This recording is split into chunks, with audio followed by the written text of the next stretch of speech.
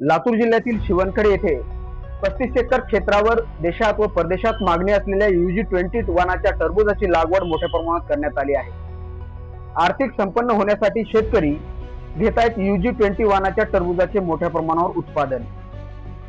अहमदपूर तालुक्यातील शिवणखेड येथे प्रगतीशील शेतकरी विष्णुदास गुरमे यांनी आपल्या शेतात तब्बल 35 एकर क्षेत्रावर United genetics India private limited कंपनीच्या UG-20 या वाणाच्या टरबूजाची लागवड केली आहे. भारतासह परदेशात या वाणाच्या टरबूजांना मोठ्या प्रमाणावर मागणी आहे. यामुळे पंचक्रोशीतील शेतकरी UG-20 या टरबूजाच्या वाणाचे उत्पादन घेण्यासाठी पुढाकार घेत आहेत. UG-20 या टरबूज वाणाचे उत्पादन घेण्यासाठी शेतकऱ्यांना योग्य मार्गदर्शन मिळावे यासाठी United genetics India private limited कंपनीच्या वतीने शिवणखेड येथे प्रत्यक्ष पीक पाहणी व मार्गदर्शन मेळाव्याचे आयोजन करण्यात आले.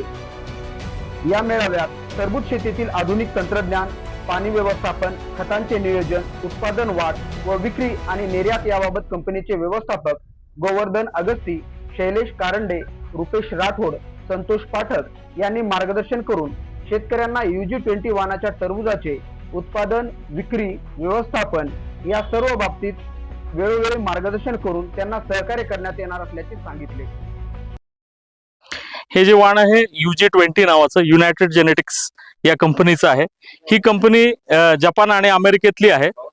स्वतःचं संशोधन असणारी कंपनी आहे आणि त्यामुळे शेतकऱ्याला जे गरज आहे अशा प्रकारचं हे वाण आहे.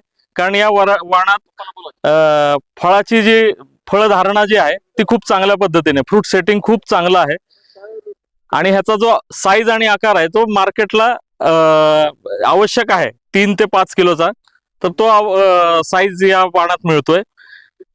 दुसरी गोष्ट काय आहे की याचा गर जो आहे तो घट्ट आहे, सालीला जाड असल्यामुळे हे दूरच्या कुठल्याही मार्केटला किंवा परदेशात सुद्धा हे फळ आपण पाठवू शकतो.